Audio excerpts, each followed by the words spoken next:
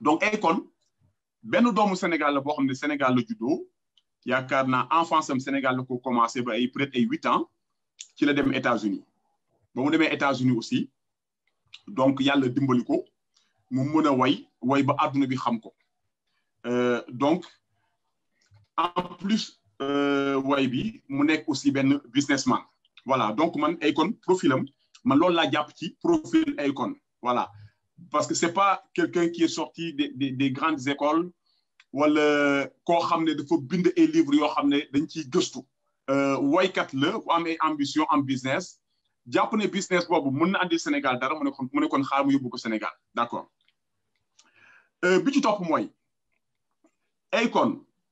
man question bi may njëkk a posé mooy dafa am solo Akon ça fait quand même quelques années war na mat léegi 10 ans wala mu ëpp ko ba mu commencé dellu si Sénégal ñëw Sénégal donc di fa yëngu maanaam mais dafa am loo xam ne c'est triste de le remarquer mooy man ba bés bi may wax ak yow nii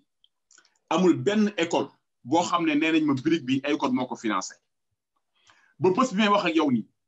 amul benn dispensaire boo xam ne nee nañ ma brique bi Akon moo ko financé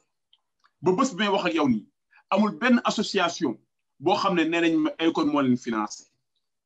kon man dama jàpp ne loolu noonu nekk na loo xam ne c'est regrettable parce que nekk na ci position yoo xam ne xam nga les vedettes là bu ñu demee ba ci benn niveau bi parfois ñoom duñu sax jël seen xaalis mais dañuy def parfois ay soirée de gala woo seen yeneen xaritu vedette bu ko defee xaalis bi nga xam ne récolté nañ ko ñu daal di jël xaalis bi dimbali ci néew di doole gi te Akon jusqu'à aujourd'hui man xameewuma ko ci social au niveau du Sénégal bu amee yëguma ko wax dëgg yàlla sama akulaay taala rek laay wax bon kooku mooy deuxième élément beneen élément bi mooy Akon nee na dafa ànd ak ay partenaires pour ñëw construire ce qu'on appelle une ville au Sénégal maanaam benn ville futuriste comme ni mu ko présenté mais dafa am benn point bu essentiel mooy gis nga ville du benn nit doomu aadama mooy ñëw ci dëkk di créer ville loolu amul fenn ville nekk na loo xam ne bu waree amit état moo koy def parce que bu ñu fàtte ne suuf si patrimoine foncier la maanaam suuf si nga xam ne moom lañ jox Akon Sénégal yëpp ñoo ko moom man ci laa bokk yow ci nga bokk keneen ak keneen ci lañ bokk génération yi nga xam ne ñu ngi ñëw ci lañu bokk kon bu fekkee état bi dafa jël loolu patrimoine foncier boobu jox ko benn doomu aadama benn nit ne ko def fi ville man je pense que là ça c'est une lourde faute parce que état bu fekkee am na gis na projet te état c'est le peuple l'état c'est le peuple kon état bi moom moo war a jël projet bi porté ko te xam ne projet bi nga xam ne mu ngi koy def nekk pour ma Samba nekk pour ma Demba mais c'est pour tous les Sénégalais y compris les générations futures mais jël projet bu toll nii jox ko benn doomu aadama moom ak ay partenaires am man nee naa vraiment manque de considération terrible la pour li nga xam ne moom mooy le peuple sénégalais kon 3 points yooyu noonu moom laa bëggoon njëkk a mettre en évidence léegi xëy na ma bàyyi la nga dugg tuuti balaa may développer yeneen 3 points yi. waaw jërëjëf Demba dégg naa sa ay argument yi ma ci jaaxal yëpp bëri na te dinaa la ko wax ko ñi nga xam ne également ñoo ñuy déglu d'abord profilu Akon artiste la boo xam ni def na ay preuves à travers le monde def na preuve fi mu nekk aux États-Unis mais def na preuve à travers le monde. Je crois que un investisseur boo gis am na fu muy jaar ba agsi ci am capital bu mu war a investir nekkul ni rek da ngay dem ci grandes écoles d'ailleurs ñu dem ci grandes écoles yi kenn riche ci ñoo 99% yi amuñu alal mais am nañu xam-xam je crois que son profil d'artiste n'a rien à voir ak son désir d'être un investisseur boo xam ni direction Afrique la te loolu dinaa ci ñëw léegi dafa am ñaari yëf yu nga xam ne dama bëgg ñu bàyyi ci xel ñun ñëpp nous sommes dans un pays bu nga xam ni suñu maam yi dañoo xeex depuis 1800 ba léegi pour que ñu am réewu liberté réew indépendance ñun ñu nekk ay citoyens yu libre loolu mooy histoire politique du Sénégal. Nous avons défendu la liberté. Nous voulons vivre dans un pays démocratique et puisque nous devons le faire dafa am lu nga xam ne obligation la pour nous. L'obligation de surveiller la liberté des individus à entreprendre, la liberté des individus ñu nekk ci réew mu nga xam ni mën nañ faa jaamu yàlla mën nañ faa def seeni activité mën nañ faa jànge mën nañ faa liggéeye mën nañ faa def ça s'appelle la liberté léegi nag su fekkente ni dañoo bëgg suñu réew dem ci kanam su fekkente ni dañoo bëgg a développer suñu ay réew fala budde il faut que mu am ñu nga xam ne ñooy ñëw indi seen alal pour ñu defar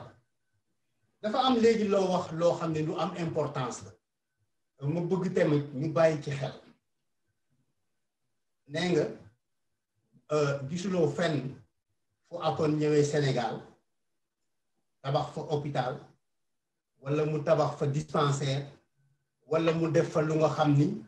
xëy na ñun en tant que sénégalais dinañ ko apprécier parce que œuvre sociale am na ñeneen ñu nga xam ni ñoo nga fa def nañu ko am na ñu nga xam ni ñoo nga fa am nañu ko te defuñu ko sur cette question bien précise dama bëgg ñu leer quoi nit ki su ko yàlla mayee alal ci moom la dépendre mu seet alalam jooju naka la koy utiliser pour boppam pour askanam ak pour réew liberté boobu nga am yow liberté boobu la am man liberté boobu la Akon am liberté boobu la sénégalais bu nekk am parce que dañ ñu ko garantir cette liberté là et kon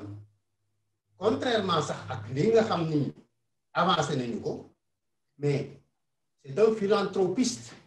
et kon boo xam ni boo gëstoo tuuti rek di nga gis ni d'abord am na li mu tuddee Akon Confidence mais loolu œuvre de charité la boo xam ni li mu ci njëkk a raise $1 billion dajale xaalis projet bi ci gën a mag mooy projet bi mu indi Afrique Akon Lightning Africa loolu moom ak Thione Niang ñoo ci ànd ak yeneeni partenaire bi muy ñëw di indi projet boobu en Afrique moom ak Thione Niang ak ñi mu àndal Sénégal la ñu njëkk a ñëw gouvernement Sénégal wonu leen yoon d'accord maanaam ubbiluñu leen pour que investissement boobu parce que doo demee Sénégal il y a au moins 20 000 villages yu nga xam ni mosuñoo gis luy courant amuñu courant mu indi ce projet là de faire bénéficier à beaucoup d'Africains au moins un élément fondamental ci dundam mu ñu am courant. Ce projet là est en train de mi ngi nekk en Afrique ñu ngi koy implémenter mi ngi créer ay emplois et cetera et cetera. Personne à l'époque n'a demandé à Akon fan la jëlee xaalis fan la xaalis boobu jógee quels sont ses partenaires. Je crois que dafa am benn attitude mënoo wax ni lii état bi moo ko war a def après leneen li nga xam ni état bi moo ko war a def nga ni Akon deful loolu amul cohérence ci loolu tabaxul école tabaxul dispensaire tabaxul tali tabaxul lii tabaxul la ville état moo ko war a def école état moo ko war a def dispensaire état moo ko war a def hôpital état moo ko war a def lépp loo gis ci àddina dans un pays dans une république bu ñu organiser dafa am lu nga xam ne ñun ñoo ko jël muy suñu souveraineté individuelle ñu dajale ko dénk ko ay nit de leen état ni leen toppatool leen ñu ko suñu environnement fi ñuy dëkk li ñuy jànge li ñuy fajoo suñu sécurité état moo ko moom état moo ko war a def képp ku nga xam ni ñëw nga fekk ci état pour jàppale ko ci loolu gërëm lañ lay def soo ko defulee kenn waru laa xam parce que du sa rôle bon maintenant je crois que waxtaan wi li muy amee solo mooy li may bëgg a conclure ni dans notre approche des questions yi nga xam ni moom la ñuy waxtaane nañu bàyyi xel toujours ni dafa am ay responsabilités yu nga xam ni mi ngi tënku ci nit ki responsabilité individuelle mi ngi tënku ci état bi responsabilité publique de l'état et sur ces questions là dafa am lu nga xam ni moom la ñu war a sàmm ñun ñëpp kenn ku ci nekk man yow ak keneen mooy li nga xam ni suñu maam yi moom la ñuy xeexal pour ñu am liberté wax suñu xalaat am liberté am position am liberté tànn suñuy njiit dem wote ji et cetera. Donc je pense que sur la question de Akon City sur le principe am na droit ñëw Sénégal wax ni dafay investir te ci domaine bi muy investir c'est un domaine de l'État boo xam ne lenn lu ci nekk c'est réglé par le code de l'État maanaam lépp lu nga xam ni code la boo xam ni dafay impliquer li nga xam ni moom la bëgg a def foofu et ce n'est pas une nouveauté d'ailleurs dans le monde France googu nga nekk Monaco Andorre mais il y a des espaces yu nga xam ni ay nit ñoo koy xalaat wax ni espace bi mën nañ ko defal ba nga xam ni dina nekk foo xam ni dina doon ab dëkkuwaay bu nga xam ni dina attirer ci àddina bi dina attirer ay nit ñu mën fa ñëw di ko xool loolu mën nañ ci ñëw plus tard ci kanam dans le détail mais dama lay delloo nga seet li nga jot a wax ak li ma fi jot a wax lan mooy question yi nga xam ne mën nañ ci ànd wala mën nañ ci ànd. d'accord xam nga tabax école wala tabax hôpital mettre quoi à disposition de la population ça n'a rien à voir avec ne da ngay tabax benn ville boo xam ne pratiquement day autonome à tout point de vue mais bon kooku nañ ci ñëwaat. Projet électrification bi ngay wax tamit man ba léegi j'attends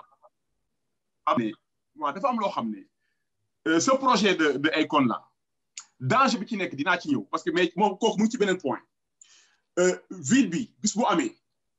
ça va détruire notre religion notre culture et notre économie lépp lay détruire te loolu lépp naa ci ñëw point par point déjà projet Akon bi déjà pour valider ce projet mooy maanaam pour nangul Akon mu mun a tabax dëkk biir Sénégal loolu nekkul bureau Macky Sall dañ ko war a signer nekkul bureau ministre du tourisme lañ ko war a signer mais question bi toll na noo xam ne waroon nañu mën a yóbbu projet bi au niveau de l'Assemblée nationale bu demee ba mënul ñàkk projet bi dañ koy yóbbu là où il y a les représentants du peuple maanaam les députés Akon ci boppam il sera là-bas à l'Assemblée nationale te bu boobaa les députés du peuple vont poser toutes les questions nécessaires à Akon pour mieux comprendre, mieux cerner li nga xam ne moom la bëgg a def Sénégal. Parce que li gën a garaaw ñun ci Sénégal mooy lan mooy des questions yoo xam ne day laal toute la population day concerner les générations à venir da ngay gis benn doomu aadama wala ñaar tëju seen bureau di signer ay accords di ko joxe te pourtant Sénégal ñëpp a ko bokk kenn ëppalewu ci kenn. kon dama jàpp ne bu ñu demoon ba nga xam ne bëgg nañ jox li Akon te mënul ñàkk projet bi ça passe à l'Assemblée nationale devant les députés ils vont questionner Akon sur plein de points ba nga xam ne mbir mi leer na seen bopp ñuy doog a xool ndax ñu valider projet bi wala duñ ko valider mais ce n'est pas à Macky Sall ni à son ministre de valider un tel projet kooku mooy sama premier point par rapport à la validation du projet léegi beneen point bi mooy lan mooy Sénégal ñun bu ñu génnee àdduna dañuy ñaan yàlla ñu denc ñu Sénégal la ñu am amuñu luuru Sénégal lan mooy Sénégal patrie la Sénégal benn nation la Sénégal dëkk la boo xam ne dafa am ay mag ñu baax ñoo xam ne dañ doon xeex te liñ doon xeex nekkul woon pour ñoom dañ doon xeex pour léguer aux générations futures à venir ay vraies valeurs ndax àdduna lépp du business àdduna lépp du capitalisme mais il y a aussi des valeurs kon Sëñ Touba bu muy xeex bañ koy exilé parce que bëggoon na bàyyi les générations yi ñëw li nga xam ne moom mooy nekk seen base ci àdduna Alaaji Malick bañ koy defal ay résidences surveillées Baye Niass ba muy xeex Abdoulaye Niass ba muy xeex Omar Fouti ba muy jàkkaarloo ak tubaab yi Lat Joor ba muy xeex ak tubaab yi ci xeexu Derklé ba muy dem Derklé dafa yóbbaale ñaari doomam Lat Joor ñu rey leen ñoom ñëpp ñooñu ba ñuy xeex c'est parce que bëgg nañu Sénégal gëm nañu réew mi te bëgg nañu bàyyi génération yi ñëw dëkk boo xam ne ak benn vertu ak ay base ak benn culture ak benn gëm-gëm kon man ma jàpp ne Sénégal bu ñu demoon bay defar ville au niveau du Sénégal au Sénégal bu ñuy defar ville yaakaar naa waroon nañ ko mën a tuddee Cheikh Touba wala Cheikh Amadou Bamba wala El Hadj Malick wala Omar Foutiyou wala Baye Niass wala Limamou Laye mais pas di ko tuddee nit koo xam ne amul benn valeur boo xam ne mën nañ ko jël ci moom. Akon c'est un chanteur de R&B. Akon c'est-à-dire en termes de valeur du éthique gis nga Akon même ba muy dem Touba Akon ba muy seet sëriñam Touba Akon yaroon na Sénégal tuuti avant bi dem États-Unis quand même ànd ak papaam Touba Akon ñaari jaaroom la takk pour rencontrer les marabouts dafa am loo xam ne question de morale la c'est-à-dire même bu fekkee ne dafa jàpp ne moom américain la mais boo demee bay jàkkaarloo ak ay kilifa diine man dama jàpp ne war nga mën a am au moins benn respect benn moral nga ne xaaral ma tekki sama jaaro yi parce que ñi may jàkkaarloo ay kilifa diine lañu mais Akon ne l'a pas fait il a gardé ses boucles d'oreilles loolu ça veut dire beaucoup de choses kon man ma jàpp ne bu ñu demoon ba am ville am Sénégal ñuy tuddee ville bi nit nañ ko tuddee Omar Blondin Diop wala ñu tuddee ko Cheikh Anta Diop wala ñu tuddee ko Sëñ Touba wala El Hadj Malick mais bu ñu ko tuddee benn caaxaankat bu tudd Akon je suis désolé Akon liggéeyam caaxaan la nekk di woy dajale góor ñi jigéen ñi takk say jaaro suumee ko yaramu nen c'est ça Akon donc man nekk kooku noonu amul ay valeurs yu tax yoo xam ne war nañ ko mën a tuddee dëkk biir Sénégal qu'est-ce que nous allons dire aux futures générations dans 50 ans dans 200 ans bu ñu waxee kan mooy Akon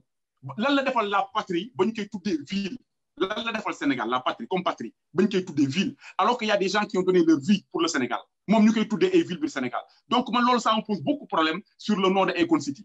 beneen bi ci topp mooy lan maa ngi la doon wax naan ci autonomie kii Akon City bi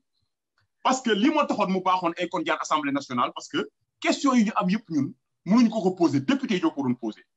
mais man si je comprends bien ça va être une ville autonome parce que Akon dégg naa ko mu ne dañuy andi seen police mu ne dañuy andi seen sapeur pompier donc ñoom dañuy am seen propre justice dëkk bi day am benn autonomie donc qu'est-ce que ça veut dire donc ça veut dire c'est un pays dans le Sénégal un pays dans le Sénégal et ça soulève une autre question sur l'autonomie de la Casamance mais kooku dinaa ci ñëwaat donc c'est très dangereux que ñuy accepter ñu Akon di defar benn dëkk biir Sénégal boo xam ne day autonome dëkk boo xam ne day am sa propre monnaie qui est la crypto-monnaie e-coin yu muy wax encore turam la ci def encore te e-coin yooyu noonu mais il y aura même pas 1% des Sénégalais yoo xam ne ils seront détenteurs d'e-coin kon ce qui veut dire que ñooñu ils n'auront même pas accès dans cette ville parce que dëkk boo xam ne amuloo xaalis mënoo fa dugg je suis désolé parce que Sénégalais bu fekkee dañoo yaakaar ne ñoom Akon day defar ñoom ak ay partenaires des partenaires déjà que nous ne connaissons pas des partenaires qui sont dans l'ombre nee na ay Chinois ay Européens ay Américains ñun Sénégal on a découvert le pétrole on a découvert l'or on a découvert le gaz le Sénégal c'est un pays boo xam dañ ko war a defaraat Sénégal c'est un pays à bâtir ñi fi nekk tey mënuñu koo defar mais gëm nañu am na ay générations yu nekk ci ginnaaw yu ci mel ni ay ñoom Ousmane Sonko ak ñeneen ñooñu bis bu ñu ñëwee dinañu mën a defar suñu dëkk bi donc nous n'allons pas prendre suñu dëkk bi et le mettre aux mains de lobby yoo xam ne xamuñu leen maîtriser wuñu leen cerner wuñu leen parce que Akon léppam dafa lëndëm lu bari leerul donc man pour l'instant foofu laa yem ci 3 points yi ma bàyyi la nga dawalaat après am na yeneen 3 points yu mu bëgg a développer. Très bien je crois que Demba dégg naa sa argument yi mën naa ci ñëw ci benn bu ci nekk mais dama bëgg rek ñu jàpp leen quoi nit koo gis ci àddina am na lu nga xam ni moo ko moomal boppam mënu bëgg yow ñu respecter sa liberté respecter sa ay valeurs respecter sa taxawaay ak sa ngëm-ngëm ba pare nga bëgg ko bañal keneen loolu mënu la nekk ñun ci suñuy maam en tout cas man ci liñ ma nettali ci suñuy maam ñoo xam ni seen ay valeur ci diine lañu ko tegoon mais terewu leen woon bi nga xamee ni tubaab bi ñëw na ñu am nu ñu taxawee ak moom diil ak moom wàcc kook ay valeur am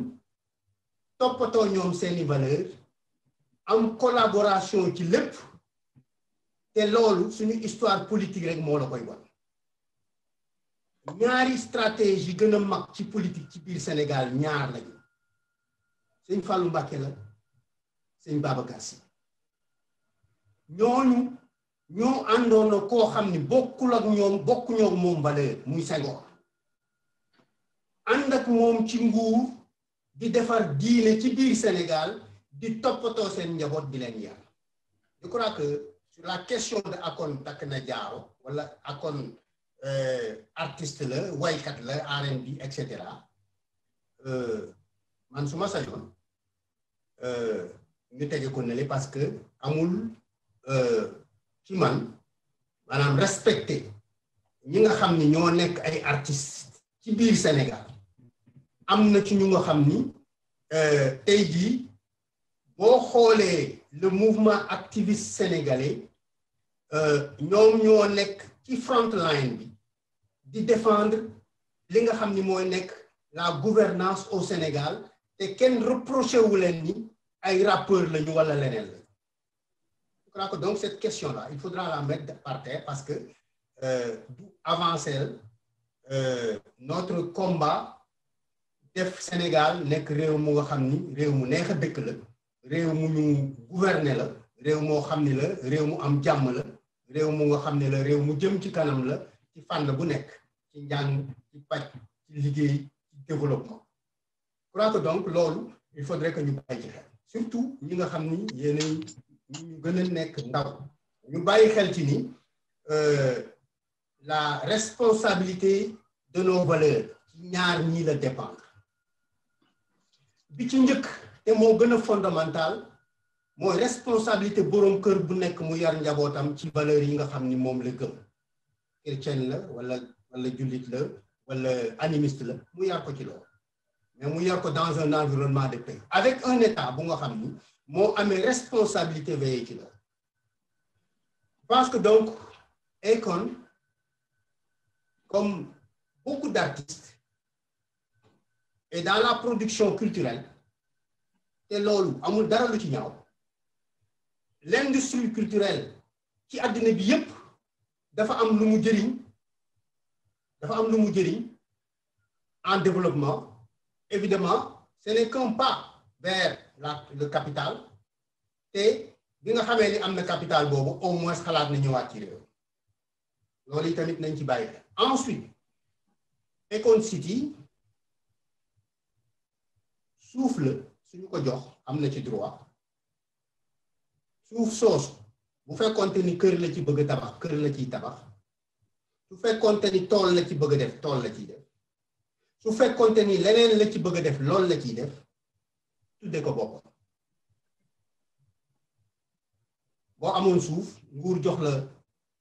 fukki hectare suuf te am nga ci droit nga ne leen di nga leen wax suuf soosu lan nga ciy def. C'est comme ça que ça marche au Sénégal boo leen waxee suuf soosu lan nga ciy def li ñuy njëkk a xool mooy ndax li nga leen wax ni loolu nga ciy def nekk na en conformité ak li ñu tuddee le code de l'État. Et code de l'État bi lii la c'est le code pénal, c'est le code minier, c'est le code général des impôts, c'est le code des collectivités locales, c'est le code forestier, c'est le code électoral, c'est le code de la poste, c'est tous les codes yi nga xam ni moom mooy gérer la vie dans notre pays. Et qu'on ne peut pas faire loo xam ni ce n'est pas en conformité avec le code de l'État maanaam li nga xam ni moom mooy li ma fi wax nii léegi. Maintenant Akon monnaie boppam lay am mais Akon créé wul loolu am na depuis 2009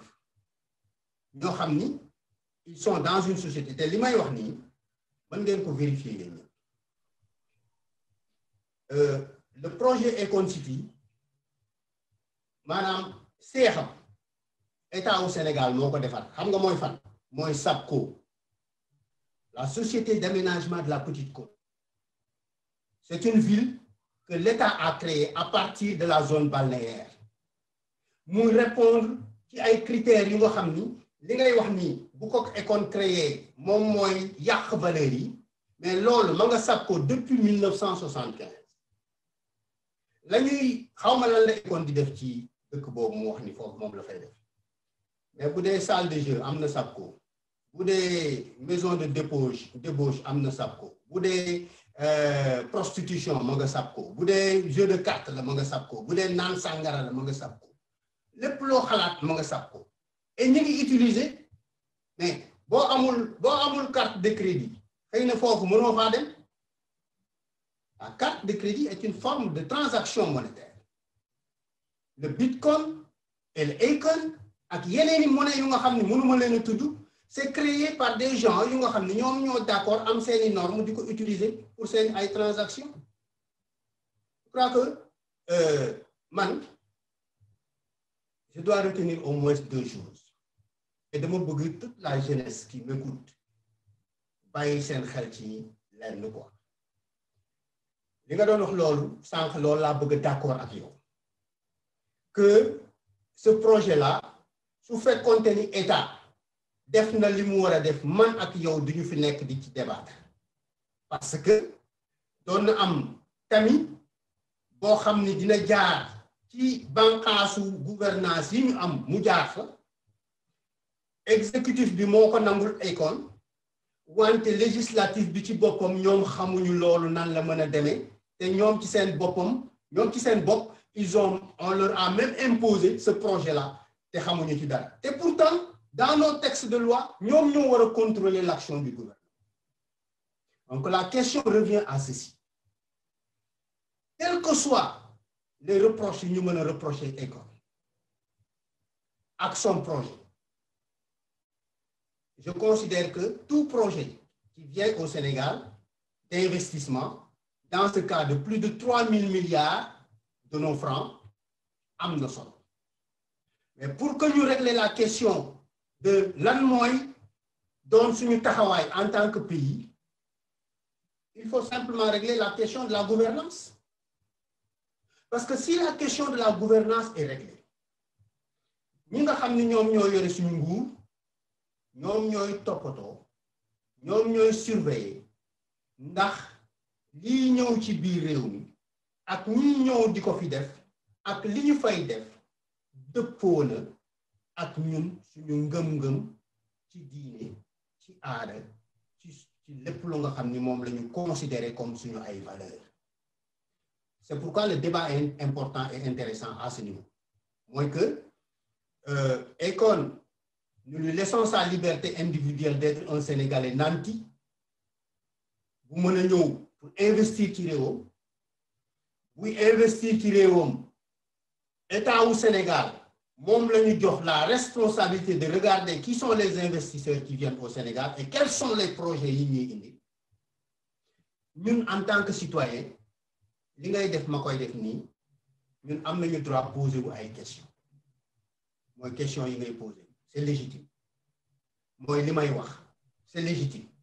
J'ai une conception du monde, tu en as une, keneen ak keneen am, mais am na fu ñu daje boo xam ne ñun ñoo ko bokk, le dénominateur commun. Nous avons un État, nous avons une république, nous avons choisi des dirigeants. Notre gouvernance ndax doy nañu ndax mën nañu ko wóolu su fekkente ni mën nañu ko wóolu, je crois que ces questions-là ne pouvaient même pas se poser parce que simplement ñun ci suñu bopp ñi nga xam ne ñoo leen wóolu ñun ñoo leen di wax lan la ñu bëgg. Ñun ñoo leen di wax lan la ñu bëgg ak fan la ñu jëm. Et c'est pourquoi je dis donc que il y a 2 choses yoo xam ne waruñu leen boole. Benn bi mooy responsabilité Akon en tant que personne. Ça n'a rien à voir avec ñun suñu position en tant que réew. Moom dafa am lu mu choisir def dans la vie man ma am lu ma choisir def dans la vie yow nga am loo choisir def dans la vie mais nous devons en tant que Sénégalais ñu respectante ci suñu biir mooy d'abord respecter le choix des autres. La seule chose bi nga xam ni moom la ñuy xëccoo mooy qu'une majorité, une très forte majorité de notre peuple mette en place les valeurs et les références de responsabilité jox ko ay nit ñu nga xam ne ñoo koy gérer di ko régler ñun en tant que citoyen ñu dem doxi suñuy soxla ñëpp yam ci yoon loolu mooy responsabilité état ku def sudul noonu yoon topp la kenn ku ci nekk am nga si liberté la ngay def sa biir kër kan ngay fanaanal ak kan ngay nekkal yoonu kenn nekku ci de toutes les façons mën naa leen wax au moins une petite histoire de la lutte que nous avons menée il y a 40 ans li ko nasaxal ba suñu jonn yàlla tey mooy cette manie que nous avons en tant que Sénégalais de trouver des cloisons et des séparations de faire en sorte que musuñoo mën a am te loolu mooy la situation actuelle un objectif clair un objectif identifiable un objectif mesurable et tout cela ne se résume qu'à une seule chose ban mode de gouvernance la ñu war a am yan nit ñoo war a incarner mode de gouvernance mon ami Crossfire Demba vous avez la parole. jërëjëf c'est intéressant c'est intéressant xam nga dëkk boo ci nekkee rek ne parce que ñun xam nga dafa am aussi loo xam ne moom la ñu gëm c'est-à-dire ñun duñu ay tubaab duñu ay chinois duñu ay japonais ay sénégalais lañu ay jullit lañu dans notre majorité ak suñuy mbokku chrétiens yi nga xam ne ñoom it wax dëgg yàlla ci ay valeurs la ñu wéeru kon man ma jàpp ne waruñu nekk Sénégal rek ne lu waay di def rek ñun suñu yoon nekku ci moom la concerné parce que loolu bu ñu ko defee société bi day yàqu mais comprendre naa fi nga doon waxee par contre man dafa am benn point léegi nag dama lay expliquer nag léegi lu tax man la projet bi mooy projet bi gën a dangereux boo xam ne ce sera pire que le Covid-19 pire que l'Ebola bis bu amee Sénégal là je m'explique am na maa ngi def benn point naan la mainmise des lobbies xam nga Akon City bi Akon il vient avec des partenaires comme ni mu ko waxee chinois américains européens yoo xam ne ñun amuñu benn maîtrise ci partenaire am yooyu amuñu benn maîtrise léegi nag dinaa la wax loo xam ne lu doy waar la gis nga projet bi bis bu amee tous ces lobbies qui sont derrière Akon très puissants très puissants dinañu nangu Sénégal économiquement ak politiquement je m'explique comment nan lañ koy nangoo c'est des gens yoo xam ne ku ñu élirul ku ñu tànnul doo nekk président de la République au Sénégal bis bu projet bi amee ñi nga xam ne ñoo ànd ak Akon et lobby yu puissant la yoo xam ne ku ñu tànnul doo nekk président Sénégal ils vont choisir leur gars ils vont choisir un Sénégalais ils vont le préparer ils vont le financer parce qu'ils ont les moyens de le financer ils ont des relations très importantes ils vont utiliser leurs relations ils vont utiliser leurs moyens et ils le mettront à la tête du pays et quand ils le mettront à la tête du pays kooku ci seen waaw ci lay wéy il sera là pour ces lobbies qui sont dans la ville de Akon City et pas pour les Sénégalais pas pour le peuple sénégalais dafa am loo xam ne. est-ce que mën nga taxaw pour ma répondre. waaw d'accord waaw ma taxaw yow. Très bien je pense que li ngay wax noonu ça existe déjà ils vont être des influenceurs ci suñu mode de gouvernance loolu am na mi ngi exister déjà ñan ñooy choisir les présidents de la République yi fi jaar yëpp ñan la seule chose qui est arrivée te def leen a bett mooy l'élection de Abdoulaye Wade en 2000 lii élection Abdoulaye Wade en 2000 mais c'est parce que dans l'ombre et dans la cohérence nous avons travaillé pendant des années et nous avons accéléré ce rythme à partir de 1998. À partir de 1998, nous avons accéléré ce mouvement parce que déjà, antérieurement, nous avons un objectif. Nous avons travaillé sur ce qu'on a appelé la transmission du pouvoir. La transmission du pouvoir ne se fait dans notre pays que par l'élection. Et l'élection est guidée et gérée par le code électoral. Et nous avons mené une bataille de plus de 10 ans pour changer ce code électoral. Toutes les forces patriotiques réunies. Non, ne me dites pas que oui, ils auront de l'influence qui est réunie. bu fekkente ni dañoo ñëw dëkk biir Sénégal dinañ am baat ci biir Sénégal wante ay citoyens sénégalais ñooy doon ñi nga xam ne ñooy choisir ñi leen di jiite ci biir Sénégal du doon ñooñu. merci beaucoup kon voilà merci beaucoup kon man jërëjëf ba nga xamee ne confirmer li nga xam ne mooy samay dugg mais li gën a garaaw ci mbir mi mooy au moment où nous avons une jeunesse qui commence à être consciente de la situation politique et géopolitique, au moment où nous avons des jeunes leaders comme Guy Marius Sagna, des jeunes leaders comme Abdou Karim, des jeunes leaders comme Y'en a marre, ainsi de suite, yoo xam ne ñu ngi xeex pour que li nga xam ne mu ngi am Afrique mooy occidentaux yi nga xam ne ñoom ñooy tànn ñi nga xam ne ñoo ñuy jiite suñu dëkk ñu nekk di ko xeex di ci def ay avancées doy waar au moment où il y a Ousmane Sonko qui est là bu créer benn choc ci la jeunesse kon yow yaa ngi bëgg a dugalaat maanaam dañuy génn ci loxo yi dugg ci yeneen loxo ñun on veut changer justement cela on veut justement avoir notre souveraineté totale dañoo bëgg moom suñu bopp totalement parce que ñi nga xam ne ñooñu ngànk xam nañ leen léegi ñun dañuy génn ci ñële ay kon andi yeneen chinois américains ak européens yoo xam ne biir ay kon cité la ñuy nekk am seen doole am seen xaalis am seen influence di tànn ki nga xam ne mooy jiite sénégalais yi parce que élection ñëpp xam nañ ni muy demee ku la ëpp xaalis ëpp la ay moyens ëpp la influence ëpp gën la baax média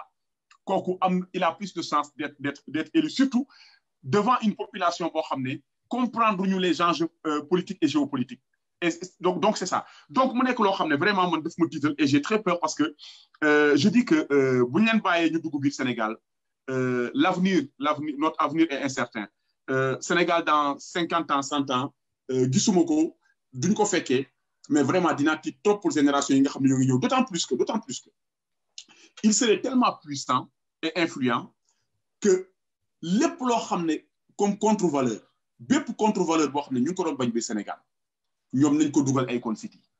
pour commencer nañ ko dugal biir Akon City. Bonne contre-valeur non il faut me citer ces contre-valeurs là Demba. Quelles sont les contre-valeurs. dama existé wul déjà au Sénégal. dama lay wax contre-valeurs yi dama lay wax contre-valeurs yi xam nga ñun Sénégal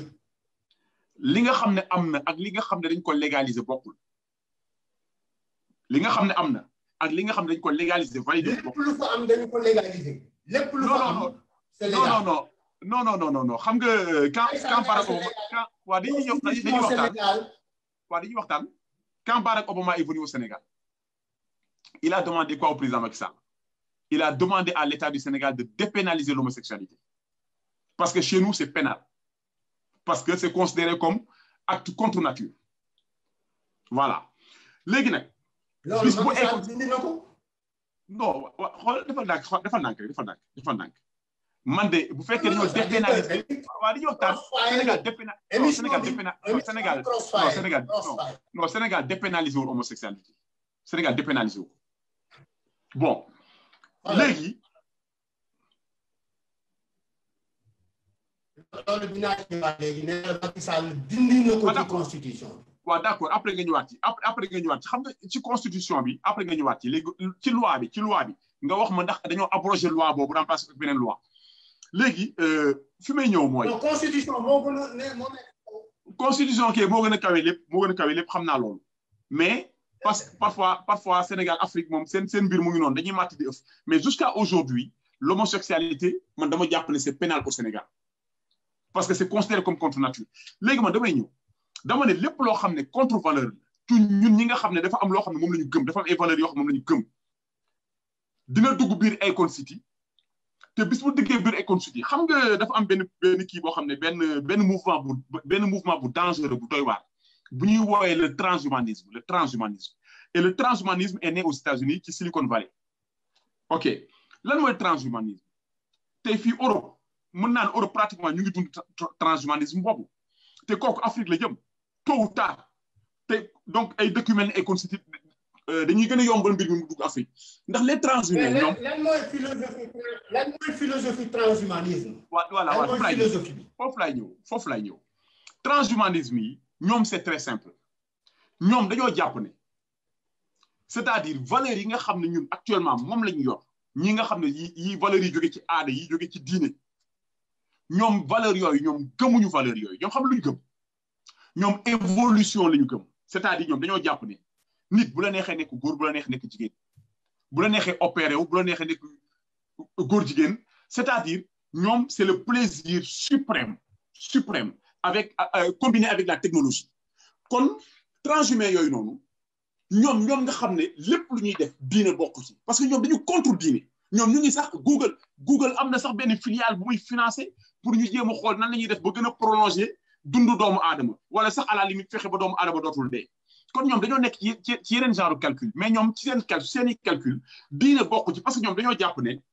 problème yi nga xam ñoo nekk ci àdduna bi yëpp ay problème filiation la maanaam ay problème famille ils veulent détruire la famille communauté ils veulent détruire tout ce qui est communautaire tout ce qui est religieux tout ce qui est ethnique lépp loo xam ne groupement la bu am valeur dañ ko bëgg a détruire maanaam nit ñi dañuy mel ni ay xaj maanaam yow amul fii laa bokk amul fee laa bokk dañoo bëgg uniformiser lépp moom la Jacques Attali ba d'ailleurs Jacques Attali mu ngi bind benn livre naan demain qui gouvernera le monde kon ñoom tey foofu la ñu toll ñoom tollatuñu yow yaa nekk sa dëkk man maa nekk sa dëkk non benn puissance la bu am doole boo xam ne mooy gouverner adduna bi kon ñoom ci loolu lañ toll tey te projet Akon bii nii man dama jàpp ne ci projet boobu la bokk mais man dama jàpp ne Akon ci boppam dama jàpp ne moom ci boppam lañ ko manipuler Akon xamul sax li xew Akon parce que ñun Akon fi ñu koy xaar mooy xëy na pour muy woy ak fees stade yi woy ak yooyu mais Akon xaaruñu ko ci di réfléchir wala di ñu expliquer ay affaire xaaruñu ko foofu kon man dama jàpp ne Akon moom ci boppam dañ ko manipuler te xamul sax que manipulation bi ñu koy dugal parce que gis nga texe Akon dans 50 ans il sera plus là dans 50 ans Akon il va mourir il sera plus là lan lay bàyyi ci ginnaawam est-ce que xam ne ban musiba lay bàyyi ci ginnaawam man dama jàpp ne Akon wala xam na ko bu ko xamee kon def maa tey wala xamu ko mais man li ma gën a gëm mooy Akon xam ko ndax Akon bu xamoon li koy yor bu xamoon li nekk ci ginnaaw projet bi moom mooy njëkk a désister ci projet bi bon léegi. je crois que non attends c'est-à-dire que. d'accord vas-y. war na tax ñu mën ci. je crois que lii la quoi tant maa ngi lay dégg ngay tudd ay nit quoi gis nga projet wu defar Sénégal du benn nit ñi la le peuple sénégalais et la jeunesse sénégalaise moom mooy décider wax ñan ñooy doon ay njiitam te ñooñu di doon ay njiitam ban société la ñu bëgg ñu am ko te ñoom ñooy définir ban profilu sénégalais moom la ñuy defar moom la ñuy tabax am na lu bëri loo fi wax jàpp naa ni dëgg la mais loolu Akon indiwu ko Sénégal ma nga fa lépp lu nga xam ni contre-valeur la d'ailleurs boo xoolee suñu gouvernance depuis les indépendances ba léegi dañoo légiférer pour légaliser lépp lu nga xam ne ñaawteef la te suñu bokkul ci suñu valeur te ñun ci suñu bopp bëgguñ ko Sénégal nee nañu 98% de musulmans ñoo fa nekk wala 95% de musulmans dañoo am ay usines yuy defar sàngara ñan ñooy naan sàngara soosu 5% de chrétiens ñooy naan sàngara soosu ce n'est pas vrai ça prostitution le plus vieux métier du monde c'est légal dans le Sénégal bi ñu nekk carte c'est légal dans le Sénégal bi ñu nekk casino yi ña nga fa ñu ngi jox ay nit suuf su ëpp wala suuf su tolloog li ñu jox akal ñu ni dañu fay bay yamba la ñu fay bay di ko jaay ma nga fa écoutez je pense que la question de Akon Sidi question yi nga fi soulever ak yi yeneen di soulever c'est des questions légitimes yoo xam ni mën nañ ko waxtaan il faut retenir une seule chose Akon mënul def ci béréb boobu lenn loo xam ni en matière de sécurité dëppoowul ak le code de la sécurité publique de notre pays dëppoowul ak le code des collectivités territoriales de notre pays dëppoowul ak le code minier le code pétrolier tous les codes yi nga xam ni mooy constituer ce que j'appelle le code de l'État loolu mënul la nekk ça c'est loolu dafa war a leer maintenant qu'est-ce qu'on va faire là-bas il appartiendra à tout État du Sénégal de veiller à ce que ñun suñu environnement sécuritaire ñun ak suñu ay valeur loolu bañ a naax saay ci li nga xam ni moom la projet boobu ci indi de toute façon suñu alal jooju nga xam ni moom la bëgg indi ñëwee ñi nga xam ni ñoo dëkkee ci zone yooyu au moins dina am loo xam ni dina nekk beneen situation boo xam ni ci la ñuy nekkaat ñoom li am solo te am solo mooy ce projet-là est décidé par l'exécutif de notre pays li nga wax sànq ci njëlbéenu waxtaan wi d'accord naa ci notre gouvernement maanaam notre assemblée nationale suñuy ndawi réew war nañu ko saytu su fekkente ni lépp lu ñu fay def dëppoo na ak li nga xam ne ñun moom la ñu choisir te mu nekk ci suñu code pénal mu nekk ci suñu ay code yaakaar naa ni au moins dinañ bàyyi ak akoon ñaari yëf la liberté d'être un Sénégalais, d'avoir le droit d'investir dans son pays et d'investir dans les domaines qui lui conviennent, mais qui sont en conformité totale avec la légalité dans notre pays. Léegi nag su fekkente ni loolu dafa gêner wala dafa am problème te am na problème j'en conviens vous moi et tous les autres ak ñëpp ñu nga xam ni ay bañ nooteel lañu ñun ñoo war a fexe ba changer notre mode de gouvernance teg ay ñoo xam ni dinañu représenter en termes de valeur te bu ñu leen tegee discussion yu mel ni dootuñu ko mën a amati parce que ñooñu balaa daraa di xew seen responsabilité ñu régler ces questions là yi nga xam ni moo la préoccupé moo préoccupé keneen ak keneen mais la différence que nous avons aujourd'hui et je crois que foofu la ñuy commencer pour tënk waxtaan wi parce que ñun dañu koy junj rek am na camp bu nekk fii am camp bu nekk fii nous allons laisser le débat continuer ci biir public bi ci suñu biir ci sénégalais yi donc moo tax tey jii la première émission nous allons faire ça comme ça. D'accord. li nga xam ni moom la ñuy bëgg a waxtaane am nga ci xalaat am naa ci xalaat mais waxtaan wi warul yem fi te jàpp naa ni li ñuy waxtaane ni Demba jàpp naa ni dina am njeexital ci biir kër yi fi ñuy naani ataaya fi ñuy dem maanaam fi ñuy waxtaane ci marché yi ci koñ yi dina fa am njeexital nit ñi dinañ ko waxtaane te loolu mooy participer à la formation de l'opinion qui fait que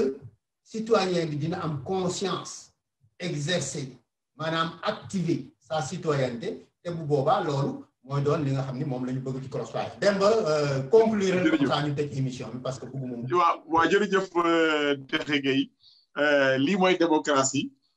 lii bu yaakaar naa bu ko Macky Sall defoon dina neex trop mu toog léeg-léeg mu toog jàkkaarloo ak opposants yi waxtaan ak ñoom ci réew mi donc bu ko defee rek may ziar ñëpp rek di nuyu ñi nga xam ne ñoo doon déglu te di leen wax ne rek waxtaan bi dafa am solo et puis parfois aussi y a la passion donc waaye wax dëgg yàlla ñëpp lañ jox cër mag ndaw góor jigéen Sénégal yëpp bu dee am na lu ñu fi wax loo xam ne rek njuumte la ñu ngi jégalu bu baax a baax en tout cas yow di la remercier bu baax a baax Grand Texe waaw di la wax rek xam naa y aura une suite ah. Ah oui bien sûr je pense que comme li ma wax rek chaque fois que ñu am une question importante et essentielle bu fekkee même du man keneen moo am position bi war nañu mën a fexe kooku ñëw ci boppupoñ.com ñu waxtaane ko ñu débattre ko parce que man jàpp naa ni réew mi mënula dox te waxtaane wuñu ko dëgg la mënula dox te waxtaane wuñu ko kenn ku ci nekk dans ta vie am na looy def am na loo xam ne bëgg nga ko pour sa réew te lu baax rek la maintenant bu fekkente ni ñëpp dañuy wax ni bëgg nañu seen réew ñëpp dañoo wax ni bëgg nañu lu baax mais mënuñoo mën a juyoo ci loolu. mënuñoo mën a juyoo ci loolu. vraiment bëgg nañu réew mi baax bëgg nañu mu def donc léegi lan moo ci des naka la ñu koy defee loolu rek la ñuy war di waxtaane et puis je crois que bu ñu ko defee dina jaar ci yoon macha allah. jërëjëf Demba kontaan naa ci yow je crois que merci beaucoup c'est apporter la réplique. C'est ça qui moo taxoon ñu tànn la pour cette première émission. Merci beaucoup Demba. Tout le plaisir est pour moi. Merci. Merci.